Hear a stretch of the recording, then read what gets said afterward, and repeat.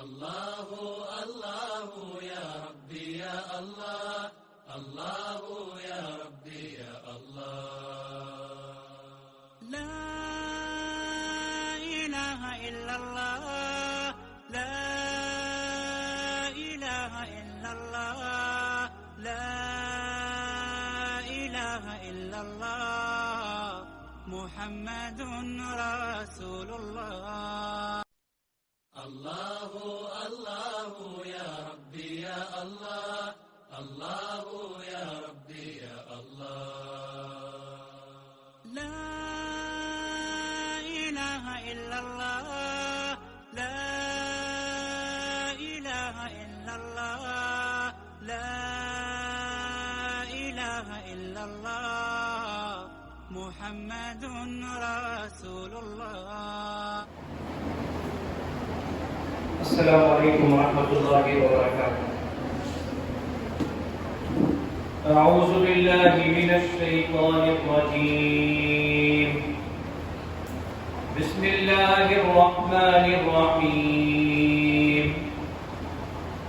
اقرأ باسم ربک الذی خلق خلق الانسان من علق. اقرأ وربک الاکرم الذي علم بالقلم علم الإنسان ما لم يعلم. صدق اللہ العظیم. ابھی جو آیتیں پڑھی گئی ہیں یہ آیتیں قرآن مجید کی سب سے پہلی وحی ہے. اللہ تبارک و تعالیٰ نے جب رسول اللہ صلی اللہ علیہ وسلم کو مبعوث کیا تو سب سے پہلی آیتیں جو نازل ہوئی غار حرا میں اس کی شروعات اقرا سے ہوتی ہے. اس سے اسلام میں تعلیم کی اہمیت کیا ہے اور تعلیم کے سلسلے میں اسلام کیا ترغیب دیتا ہے یہ اس بات سے ظاہر ہوتی ہے. اسلام نے ہمیشہ تعلیم کو اہمیت دی ہے اور تعلیم کے سلسلے میں کوئی تقسیم نہیں ہے کہ یہ دنیوی تعلیم ہے یا دینی تعلیم ہے. تعلیم صرف دو طرح کی ہوتی ہے. یہ وہ علم جو انسان کے لیے نفع بخش ہو اور یہ وہ علم جو انسان کے لیے نقصان دہ ہو. اسی لیے رسول اللہ صلی اللہ علیہ وسلم نے اپنی دعاؤں میں ہمیشہ اللہ سے یہ مانگا ہے اللہم انی اسألک علما نافعا. اے اللہ میں تجھ سے علم نافع مانگتا ہوں. اسی طرح ایک اور موقع پر رسول اللہ صلی اللہ علیہ وسلم نے پناہ مانگی ہے اللہم انی اعوذ بک من علم لا ينفع. اے اللہ میں اس ایسے علم سے تجھ سے پناہ مانگتا ہوں جو نفع نہ دے.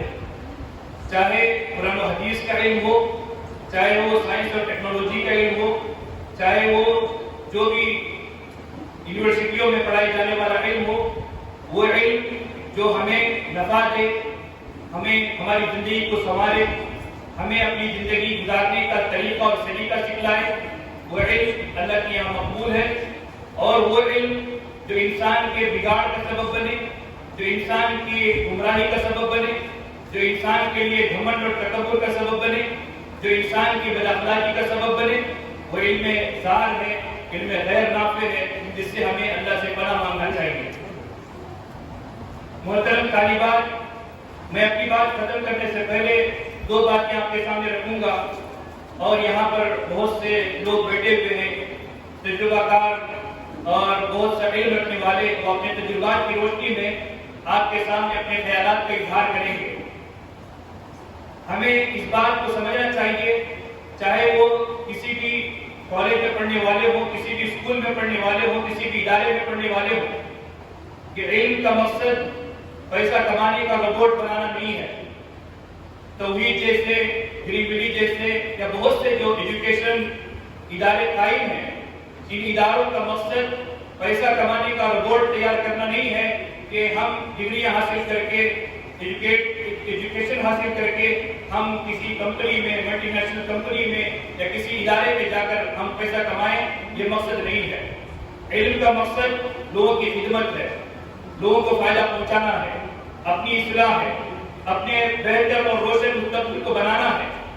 اور آج ہم دیکھتے ہیں کہ ہمارے خاص کر کے ہمارے مسلم کمیونٹی میں ہماری پوری توجہ اس بات پر ہوتی ہے کہ ہم ایسے کورسز کرنا چاہتے ہیں, ایسے ऐसे डिप्लोमा और ऐसी डिग्रियां करना चाहते हैं जो हमें सऊदी में, दुबई में, कुवैत में या हिंदुस्तान में अच्छी से अच्छी नौकरी मिल सके या ज्यादा से ज्यादा पैसा उससे हम हासिल कर सके, और हमारे बच्चों का भी वही मकसद होता है, और पढ़ाने वाले जो हमारे पेरेंट्स होते हैं उनका भी यही मकसद होता है कि हमारे बच्चे मल्टीनेशनल कंपनियों में काम करें, ऊंचे ऊंचे ओहदों पर काम करें, 60,000, 1 लाख, 1.5 लाख रुपए उनकी सैलरी हो। लेकिन जिस मकसद के साथ हमें इल्म हासिल करना चाहिए, खिदमत के जज्बे के साथ, वो जज्बा हमारे अंदर बिल्कुल पाया नहीं जाता है। आज जिस उन्वान के तहत ये जलसा मुनाकिद किया गया है, मुलाजमत के सिलसिले में सरकारी मुलाजिमीन की रहनुमाई के सिलसिले में कि सरकारी मुलाजमत की क्या अहमियत है, उस अहमियत को समझें और उसके सिलसिले में जो भी गाइडेंस यहाँ पर दिया जाता है उसको समझकर हम अपनी जिंदगी का एक मकसद बनाएं और उस मकसद के साथ आगे बढ़ने की कोशिश करें। मैं अल्लाह से दुआ करता हूँ अल्लाह तबारक व तआला हमारे जमा होने को कबूल फरमाए और हमारे हर तालिब इल्म को और हमारी हर तालिबा को दीन की और बंदों की और समाज की खिदमत का जज्बा, सोशल वर्क का जज्बा हमें अल्लाह पैदा फरमाए और एक मकसद के साथ इल्म हासिल करने की हमें तौफीक अता फरमाए। और मौका देने पर मैं तौहीद एजुकेशनल ट्रस्ट और मेमोरेंडम ऑफ कोटा के जिम्मेदारों का मैं शुक्रिया अदा करता हूँ। जज़ाकुमुल्लाहु खैरा।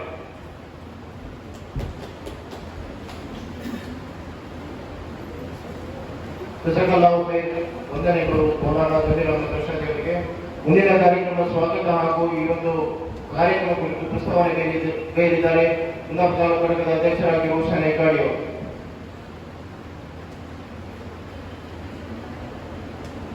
ನಮ್ಮ ನಾಡ ಒಕ್ಕೂಟ ರಿಜಿಸ್ಟರ್ಡ್ ಕುಂದಾಪುರ ಘಟಕ ಹಾಗೂ ತೌಹೀದ್ ವಿದ್ಯಾಸಂಸ್ಥೆ ಮಂಗೊಳ್ಳಿ ಇವರ ಸಹಯೋಗದೊಂದಿಗೆ ಇವತ್ತು ಸರ್ಕಾರಿ ಉದ್ಯೋಗ ಮಾಹಿತಿ ಶಿಬಿರ ಈ ವೇದಿಕೆಯಲ್ಲಿ ನಡೆಯುತ್ತಿದೆ. ನಾವು ನಮ್ಮ ನಾಡ ಒಕ್ಕೂಟ ಉಡುಪಿ ಜಿಲ್ಲೆ ಹಾಗೂ ಮಂಗಳೂರು ಜಿಲ್ಲೆಗಳಲ್ಲಿ ಈಗಾಗಲೇ ಬೇರೆ ಬೇರೆ ಕಾರ್ಯಕ್ರಮಗಳ ಮೂಲಕ ಏನೇನೋ ತನ್ನ ಕಾರ್ಯವ್ಯಾಪ್ತಿಯನ್ನು ಮಾಡ್ತಾ ಇದೆ.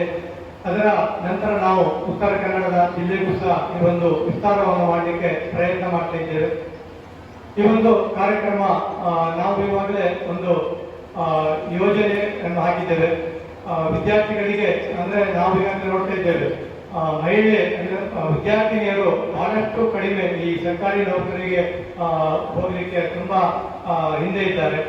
ಹಾಗಾಗಿ ಅವರಿಗೆ ಯಾವುದೆಲ್ಲ ಸವಲತ್ತುಗಳಿದೆ, ಅದಕ್ಕೆ ಏನು ಮಾಹಿತಿ ಬೇಕು ಆ ಮಾಹಿತಿಯನ್ನು ನಾವು ಕೊಟ್ಟರೆ ಅದರಲ್ಲಿ ಅವರಿಗೆ ಚಾಯ್ಸ್ ಮಾಡಬಹುದು. ಸರ್ಕಾರಿ ವಿದ್ಯೆ ಯಾವುದೆಲ್ಲ ಇದೆ, ಯಾವ ರೀತಿಯಲ್ಲಿ ಹೋಗಬೇಕು ಅದರ ಬಗ್ಗೆ ಮಾಹಿತಿ ಕೊಟ್ಟರೆ ಮುಂದಿನ ದಿನಗಳಲ್ಲಿ ನಿಮಗೂ ಸಹ ಒಬ್ಬ ಸರ್ಕಾರಿ ಅಧಿಕಾರಿಯಾಗಿ ಮುಂದೆ ಬರಲಿಕ್ಕೆ ನಿಮಗೆ ಅವಕಾಶ ಸಿಗ್ತದೆ ಎನ್ನುವ ಉದ್ದೇಶದಿಂದ ಈ ಒಂದು ಕಾರ್ಯಕ್ರಮವನ್ನು ಇವತ್ತು ಇಟ್ಕೊಂಡಿದ್ದೇವೆ.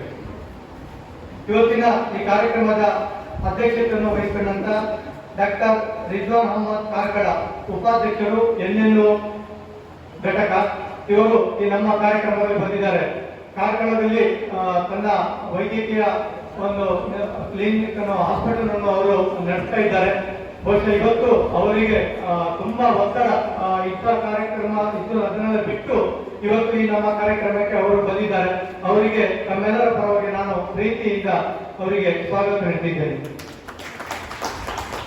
ಅವರಿಗೆ ಮೊಹಮ್ಮದ್ ಗುಲ್ವಾಡಿ ಅವರು ವೇದಿಕೆಗೆ ಬಂದು ಅವರಿಗೆ ಪುಷ್ಪವನ್ನು ನೀಡಿ ಗೌರವಿಸಬೇಕಾಗಿ ಕೇಳಿಕೊಳ್ತಿದ್ದೇನೆ.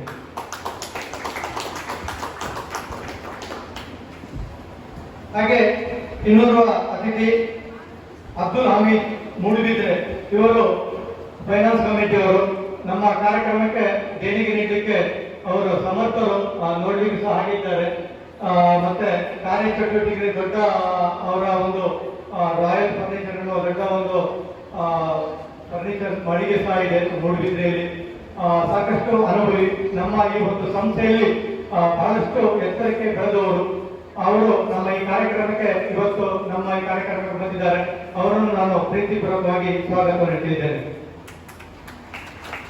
ಅವರಿಗೆ ರಫೀಕ್ ವನ್ಸೆ ಅವರು ವೇದಿಕೆಗೆ ಬಂದು ಪುಷ್ಪ ನೀಡಿ ಗೌರವಿಸಿ ಕೇಳಿಕೊಟ್ಟಿದ್ದೇನೆ. ಇನ್ನೋರ್ವ ಮುಖ್ಯ ಅತಿಥಿ ಮೊಹಮ್ಮದ್ ಇಕ್ಬಾಲ್ ಅವರು, ನಾನು ಅಖ್ತರ್ ಮೊಹಮ್ಮದ್ ಖಾನ್ ಇವರಲ್ಲಿ ಕೇಳಿಕೊಂಡಾಗ ನಿಮ್ಮ ಕಾಲೇಜಿನ ಪ್ರತಿನಿಧಿ ನಮಗೆ ಒಬ್ಬರು ಗೆಸ್ಟ್ ಆಗಿ ಬರಬೇಕೆಂದು ಹೇಳುವಾಗ ಇಕ್ಬಾಲ್ ಅವರ ಹೆಸರನ್ನು ಅವರು ಕೊಟ್ಟಿದ್ದಾರೆ.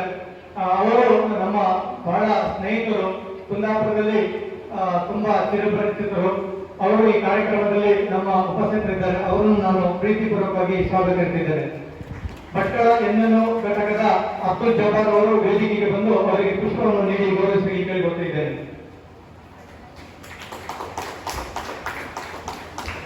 ಹಾಗೆ ಇನ್ನೊಬ್ಬ ಮುಖ್ಯ ಅತಿಥಿ ಹಸನ್ ಅಧ್ಯಕ್ಷರು ಜಾಮಿಯಾ ಮಸೀದಿ ಬೊಮ್ಮಳ್ಳಿ, ಸುಮಾರು 10 ಮಸೀದಿಗಳು ಒಳಗೊಂಡ ಇವರು ಅಧ್ಯಕ್ಷರಾಗಿರುತ್ತಾರೆ.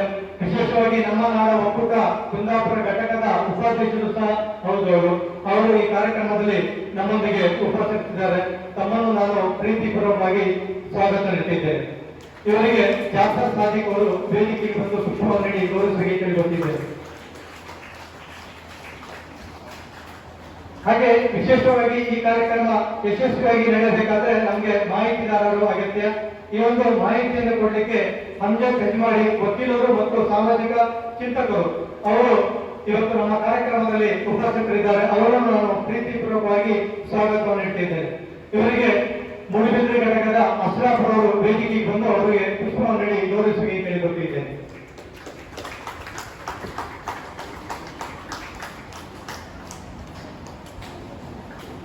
ಇವತ್ತು ಈ ಒಂದು ಕಾರ್ಯಕ್ರಮಕ್ಕೆ ಕಿರಾತವನ್ನು ಮಾಡಿದವರು ಮೌಲಾನಾ ಜಮೀರ್ ಅಹಮದ್ ಇವರು ಎನ್ಎನ್ಒ ಟ್ರಸ್ಟಿ ಇವರು.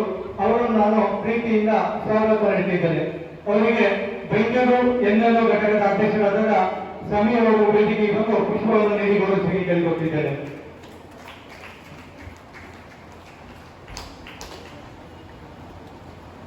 ಹಾಗೆ ನಾವು ಈ ಕಾರ್ಯಕ್ರಮವನ್ನು ಇವತ್ತು ಸರ್ಕಾರಿ ಉದ್ಯೋಗ ಮಾಹಿತಿ ಶಿಬಿರ ಮಾಡಿದ್ದೇವೆ. ಅದರ ಜೊತೆಯಲ್ಲಿ ನಾವು ಸರ್ಕಾರಿ ಉದ್ಯೋಗದಲ್ಲಿರುವ ಸಹೋದರರಿಗೆ ಸಹ ನಾವು ಸನ್ಮಾನವನ್ನು ಮಾಡ್ತಿದ್ದೇವೆ. ಇದು ಯಾಕಂತ ಹೇಳಿದ್ರೆ ಅವರು ಪಟ್ಟಂತ ಶ್ರಮ, ಈ ಒಂದು ಉದ್ಯೋಗಕ್ಕೆ ಬರಬೇಕಾದ್ರೆ ಅವರು ಪಟ್ಟಂತ ಶ್ರಮ ಏನಿದೆ ಅವರು ನಿಮ್ಮೊಂದೆ ಹೇಳಿದ್ದಾರೆ. ಅವರ ಸಾಧನೆಗಳು ನಿಮ್ಮೊಂದೆ ಅವರು ಹೇಳಿದ್ದಾರೆ. ಈ ಒಂದು ಕಾರ್ಯಕ್ರಮದಲ್ಲಿ ನಮ್ಮೊಂದಿಗೆ ಇದ್ದಾರೆ ಮಮತಾಜ್ ಸಹಾಯಕ ಅಭಿಯೋಗ ನಿರ್ದೇಶಕರು, ಕಾನೂನು ಅಧಿಕಾರಿ, ರಿಜಿಸ್ಟರ್ಡ್ ಉಡುಪಿ. ಇವರು ಈ ನಮ್ಮ ಕಾರ್ಯಕ್ರಮದಲ್ಲಿ ಉಪಸ್ಥಿತರಿದ್ದಾರೆ. ಇವರಿಗೆ ಅಭಿನಯ ಮೇಡಮ್ ಇವರು ಪುಷ್ಪಗುಚ್ಛ ನೀಡಿ ಸ್ವಾಗತಿಸಬೇಕಾಗಿ ಕೇಳಿಕೊಟ್ಟೆ.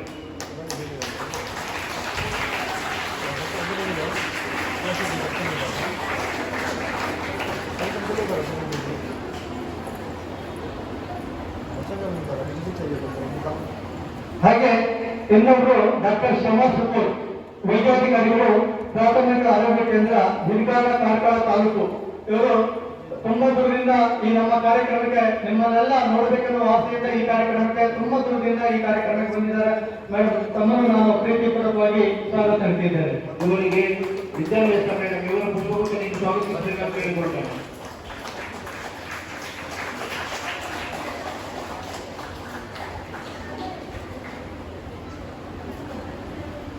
ಹಾಗೆ ಇನ್ನೊಬ್ಬರು ವರ್ಧಾನ ಎಂ, ಪಂಚಾಯತ್ ಅಭಿವೃದ್ಧಿ ಅಧಿಕಾರಿ, ಗರ್ತಲ ಗ್ರಾಮ ಪಂಚಾಯತ್ ಕಾರ್ಕಳ ತಾಲೂಕು. ಇವರು ಸಹ ನಮ್ಮ ಈ ಕಾರ್ಯಕ್ರಮದಲ್ಲಿ ಉಪಸ್ಥಿತರಿದ್ದಾರೆ. ಮೇಡಮ್ ನಿಮ್ಮನ್ನು ನಾನು ಪ್ರೀತಿಪೂರ್ವಕವಾಗಿ ಸ್ವಾಗತ ನೀಡುತ್ತಿದ್ದೇನೆ. ಇವರಿಗೆ ಸುಪ್ರಿಯಾ ಕಾಂತ ಮೇಡಮ್ ಇವರು ಪುಷ್ಪಗುಚ್ಛ ನೀಡಿ ಸ್ವಾಗತಿಸಬೇಕಾಗಿ ಕೇಳಿಕೊಳ್ತೇನೆ. ಹಾಗೆ ನಮ್ಮ ಕಾರ್ಯಕ್ರಮದಲ್ಲಿ ಉಪಸ್ಥಿತರಿದ್ದಾರೆ ಭಟ್ಕಳ ಎನ್ಎನ್ಒನ ಸದಸ್ಯರು, ಭಾವಿ ಅಧ್ಯಕ್ಷರು ಆದಂತ ಇನಾಯತುಲ್ ಶಾಬಾನಿ ಅವರು ನಮ್ಮ ಕಾರ್ಯಕ್ರಮದಲ್ಲಿ ಉಪಸ್ಥಿತರಿದ್ದಾರೆ. ತಮ್ಮನ್ನು ನಾನು ಪ್ರೀತಿಪೂರ್ವಕವಾಗಿ ಸ್ವಾಗತ ನೀಡುತ್ತಿದ್ದೇನೆ. ಅಬ್ದುಲ್ ಶುಕೂರ್ ಬೆಳುವೆ ಎನ್ಎನ್ಒ ಹೆಬ್ರಿ ಘಟಕದ ಕಾರ್ಯದರ್ಶಿಯವರು ಹೂವನ್ನು ನೀಡಿ ಸ್ವಾಗತಿಸಬೇಕಾಗಿ ಕೇಳಿಕೊಟ್ಟಿದ್ದೇನೆ. ಹಾಗೆ ಇನ್ನೋರ್ವ ಮುಖ್ಯ ಅತಿಥಿ ನಮ್ಮೊಂದಿಗೆ ಉಪಸ್ಥಿತರಿದ್ದಾರೆ. ಬೆಳಿಗ್ಗೆ ಮುಸ್ತಾಕ್ ಅಹಮದ್, ಹೆಬ್ರಿ ಎನ್ಎನ್ಒ ಉಪಾಧ್ಯಕ್ಷರು. ಅವರು ನಮ್ಮ ಕಾರ್ಯಕ್ರಮದಲ್ಲಿ ಉಪಸ್ಥಿತರಿದ್ದಾರೆ. ತಮ್ಮನ್ನು ನಾನು ಪ್ರೀತಿಪೂರ್ವಕವಾಗಿ ಸ್ವಾಗತ ನೀಡುತ್ತಿದ್ದೇನೆ. ಇವರಿಗೆ ಆಸಿಫ್ ಇವರು ಪುಷ್ಪಗುಚ್ಛ ನೀಡಿ ಸ್ವಾಗತಿಸಬೇಕಾಗಿ ಕೇಳಿಕೊಳ್ತೇನೆ. ಹಾಗೆ ಇನ್ನೊಬ್ಬ ಮುಖ್ಯ ಅತಿಥಿ ನಮ್ಮೊಂದಿಗೆ ಉಪಸ್ಥಿತರಿದ್ದಾರೆ. ಬ್ರಹ್ಮಾಂಡ ಎನ್ಎನ್ಒ ಅಧ್ಯಕ್ಷ ಶಾಕೀರ್ ಹವಂಜೆ ಸರ್, ತಮ್ಮನ್ನು ನಾನು ಪ್ರೀತಿಪೂರ್ವಕವಾಗಿ ಸ್ವಾಗತ ನೀಡುತ್ತಿದ್ದೇನೆ. ಇವರಿಗೆ ಅರಫಾತ್ ಇವರು ಪುಷ್ಪಗುಚ್ಛ ನೀಡಿ ಸ್ವಾಗತಿಸಬೇಕಾಗಿ ಕೇಳಿಕೊಳ್ತೇನೆ. ಹಾಗೆ ಕುಂದಾಪುರ ಪುರಸಭೆಯ ಸದಸ್ಯರು, ನಮ್ಮ ನಾಡ ಒಕ್ಕೂಟ ಇದರ ಅಡ್ವೈಸರಿ ಕಮಿಟಿಯ ಸದಸ್ಯರಾದಂತ ಸಮಾಜ ಸೇವಕರು ಅಬು ಅಹಮದ್ ಅವರು ನಮ್ಮ ಈ ಕಾರ್ಯಕ್ರಮದಲ್ಲಿ ಉಪಸ್ಥಿತರಿದ್ದಾರೆ. ತಮ್ಮನ್ನು ನಾನು ಪ್ರೀತಿಪೂರ್ವಕವಾಗಿ ಸ್ವಾಗತ ನೀಡುತ್ತಿದ್ದೇನೆ. ಇವರಿಗೆ ನಾಸಿರ್ ಹುಸೇನ್ ಇವರು ಪುಷ್ಪಗುಚ್ಛ ನೀಡಿ ಹಾಗೆ ಈ ಒಂದು ತರಬೇತಿ ಕಾರ್ಯಕ್ರಮ ನಾವು ಒಂದು ತಿಂಗಳ ಹಿಂದೆ ಒಂದು ಪ್ಲಾನ್ ಮಾಡಿದ್ದೇವೆ, ಯಾವ ರೀತಿ ಮಾಡಬೇಕು, ಎಲ್ಲಿ ಮಾಡಬೇಕು. ಅದಕ್ಕೆ ಒಂದು ಸಂಚಾಲಕರಾಗಿ ನಾವು ನೇಮಕ ಮಾಡಿದ್ದೇವೆ. ಶಾಬಾನ್ ಹಂಗೂರು ಅವರು ಈ ಕಾರ್ಯಕ್ರಮ ಮಾಡಬೇಕು, ನಿಮ್ಮ ನೇತೃತ್ವದಲ್ಲಿ ಆಗಬೇಕು ಎನ್ನುವ ಕೂಡಲೇ ನಾನು ಆಗ್ತೇನೆ ಎನ್ನುವ ಮಾತನ್ನು ಹೇಳಿ ನಮಗೆ ಸಂಪೂರ್ಣ ಸಹಕಾರವನ್ನು ನೀಡಿ ಬಂದಿರುತ್ತಾರೆ. ಶಾಬಾನ್ ಹಂಗೂರು ಅವರು ತಮ್ಮನ್ನು ಸಹ ನಾವು ಪ್ರೀತಿಪೂರ್ವಕವಾಗಿ ಸ್ವಾಗತ ನೀಡಿದ್ದೇವೆ. ಇವರಿಗೆ ಅಬ್ದುಲ್ ಜಬ್ಬಾರ್ ಯೋಗ ಪುಷ್ಪಗುಚ್ಛ ಸ್ವಾಗತಿಸಬೇಕು. ಹಾಗೆ ನಮ್ಮ ಈ ಘಟಕದ ಬೈಂದೂರು ಘಟಕದ NNO ಅಧ್ಯಕ್ಷ ಸವಿ ಅವರು ಈ ಕಾರ್ಯಕ್ರಮದಲ್ಲಿ ಉಪಸ್ಥಿತರಿದ್ದಾರೆ. ಅವರಿಗೆ ಪುಷ್ಪವನ್ನು ನೀಡಿ ಗೌರವಿಸಬೇಕಾಗಿ ನಾನು ಕೇಳಿಕೊಟ್ಟಿದ್ದೇನೆ. ಇವರಿಗೆ ತೌಸೀಫ್ ಶೇಖ್ ಇವರ ಪುಷ್ಪಗುಚ್ಛ ನೀಡಿ ಸ್ವಾಗತಿಸಬೇಕು ಕೇಳಿಕೊಳ್ಳುತ್ತೇನೆ.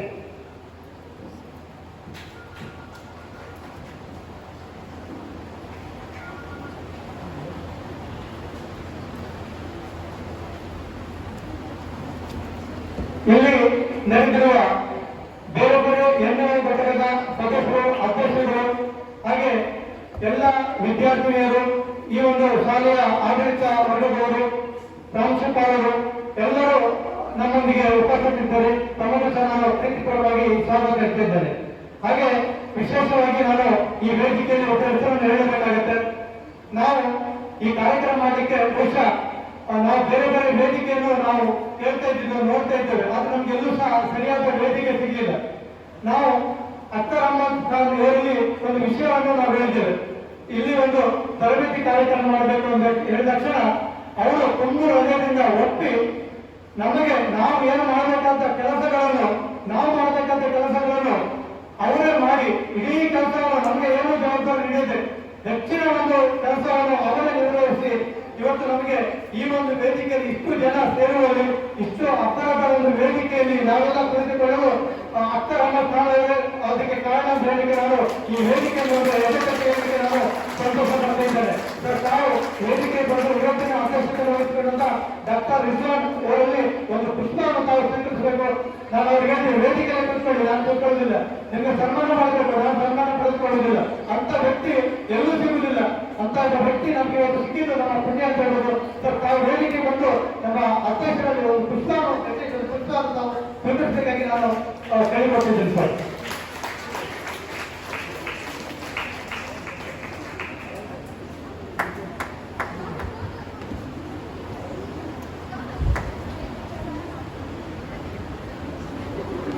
ಡಾಕ್ಟರ್ ರಿಜ್ವಾನ್ ಅವರು ಅಖ್ತರ್ ಅವರಿಗೆ ಕೊಡಬೇಕಿತ್ತು, ಆದ್ರೆ ಅಖ್ತರ್ ಅವರು ಅವ್ರ ವಿಶೇಷ ಇದೆ. ಯಾವಾಗ ನಾನು ಯಾವಾಗ ಅಪೇಕ್ಷೆ ಪಡೆದು ನಾನು ಇನ್ನೊಬ್ಬರಿಗೆ ಕೊಡುವ ಹೇಳಿ ಇವತ್ತು ಅದನ್ನು ಪ್ರೂಫ್ ಮಾಡಿಕೊಟ್ಟಿದ್ದಾರೆ. ಧನ್ಯವಾದಗಳು.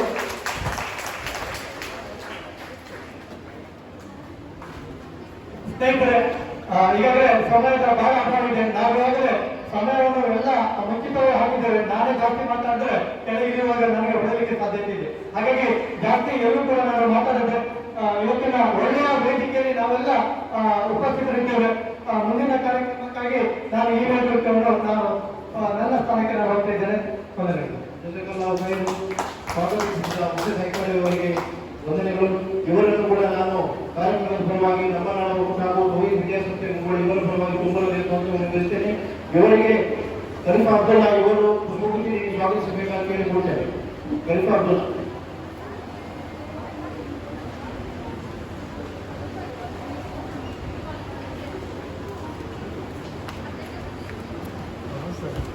ಕಾರ್ಯಕ್ರಮದ ಮುಂದಿನ ಹಂತವಾಗಿ ಅತಿಥಿಗಳು ಯಾರು ಕೂಡ ತಮ್ಮ ವೇದಿಕೆಯಲ್ಲಿರುವರು ನಮ್ಮ ಸಮುದಾಯದ ಸಹೋದರಿಗಳನ್ನು ಸನ್ಮಾನಿಸುವ ಕಾರ್ಯಕ್ರಮವನ್ನು ನಮ್ಮ ಹುಸೇನ್ ಹೆಗ್ಗಡೆ ಅವರು ನಮ್ಮ ಕೂಡ ಪರವಾಗಿ ಇಟ್ಕೊಂಡಿದ್ದಾರೆ. ಮೊದಲನೇದಾಗಿ ಮುಮ್ತಾಜ್ ಸಹಾಯಕ ಸರ್ಕಾರಿ ಅಭಿಯೋಜಕರು, ಉಡುಪಿ ಜಿಲ್ಲಾ ಸೆಷನ್ ನ್ಯಾಯಾಲಯ ಉಡುಪಿ ಜಿಲ್ಲೆ, ಇವರನ್ನು ಆಶಾನಾಯ್ ಪ್ರಾಂಶುಪಾಲರು, ರೋಹಿತ್ ವಿದ್ಯಾಸಂಸ್ಥೆಗಳು ಇವರು ವೇದಿಕೆ ಬಂದು ಅವರನ್ನು ಗೌರವಿಸಬೇಕಾಗಿ ಕೇಳಿಕೊಳ್ತೇನೆ.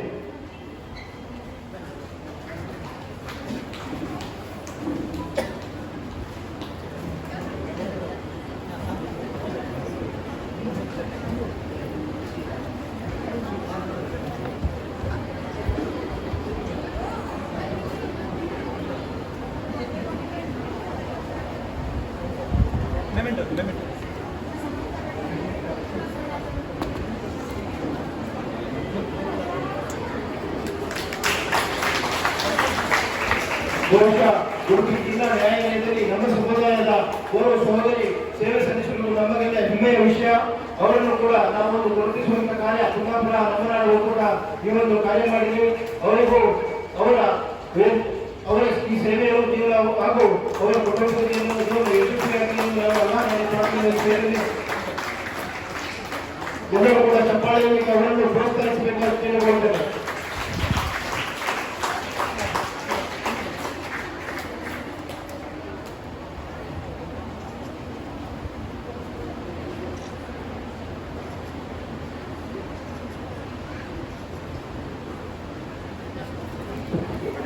ಮುಂದಿನ ಸನ್ಮಾನ ಡಾಕ್ಟರ್ ಶಮಾ ಶುಕೂರ್, ವೈದ್ಯಾಧಿಕಾರಿಗಳು, ಪ್ರಾಥಮಿಕ ಆರೋಗ್ಯ ಕೇಂದ್ರ, ಹಿರಕಾರ, ಕಾರವಾರ ತಾಲೂಕು. ಇವರನ್ನು ಕೂಡ ನಮ್ಮ ಕುಮಾರಿ ಯಶೋಧ ಮೇಡಮ್ ಇವರು ವೇದಿಕೆ ಬಂದು ಅವರನ್ನು ಸನ್ಮಾನಿಸಬೇಕಾಗಿ ಕೇಳಿಕೊಳ್ತೇನೆ.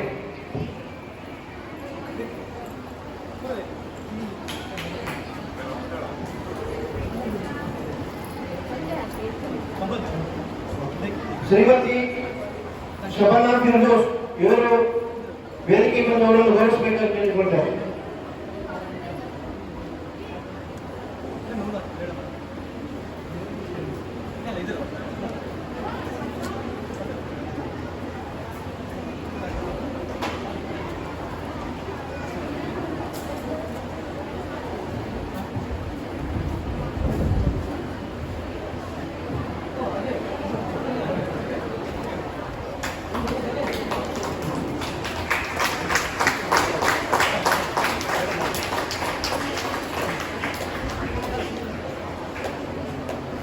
ಅವರ ವೈದ್ಯಕೀಯ ಸೇವೆಯು ಹಾಗೂ ಅವರ ಕುಟುಂಬಕ್ಕೂ ಯಶಸ್ವಿಯಾಗಿರಲಿ ಎಂದು ನಾನು ಅಲ್ಲಾಹನಲ್ಲಿ ಪ್ರಾರ್ಥಿಸುತ್ತಾ ಅವರಿಗೆ ಎಲ್ಲರೂ ಚಪ್ಪಾಳೆಯೊಂದಿಗೆ ಅವರನ್ನು ಪ್ರೋತ್ಸಾಹಿಸಬೇಕಾಗಿ ಕೇಳಿಕೊಳ್ಳುತ್ತೇನೆ.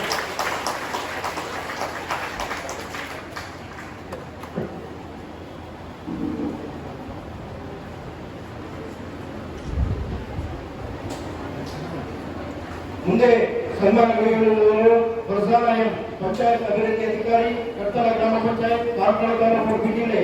ಇವರನ್ನು ಕುಮಾರಿ ಯಶೋಧ ಮೇಡಮ್ ಇವರು ಗೌರವಿಸಬೇಕಾಗಿ ನಾನು ಕೇಳಿಕೊಳ್ಳುತ್ತೇನೆ. ಹೊರಸಾಲಯ ಇವರ ಸೇವೆಯು ಹಾಗೂ ಕುಟುಂಬ ಜೀವನ ಯಶಸ್ವಿಯಾಗಿರಲಿ ಎಂದು ನಾನು ಅಲ್ಲಾಹನನ್ನು ಪ್ರಾರ್ಥಿಸುತ್ತಾ ಅವರನ್ನು ಕುಮಾರಿ ಯಶೋಧ ಮೇಡಮ್ ಇವರು ಹಾರ ಹಾಕಿ ಅವರನ್ನು ಗೌರವಿಸಬೇಕಾಗಿ ಕೇಳಿಕೊಳ್ಳುತ್ತೇನೆ. ಅವರ ಈ ಒಂದು ಸೇವೆಯನ್ನು ನಮ್ಮಿಂದ ಇನ್ನೂ ಎಲ್ಲ ಅತಿಥಿಗಳು, ವಿದ್ಯಾರ್ಥಿಗಳು ಚಪ್ಪಾಳೆಯಲ್ಲಿ ಅವರನ್ನು ಪ್ರೋತ್ಸಾಹಿಸಬೇಕು.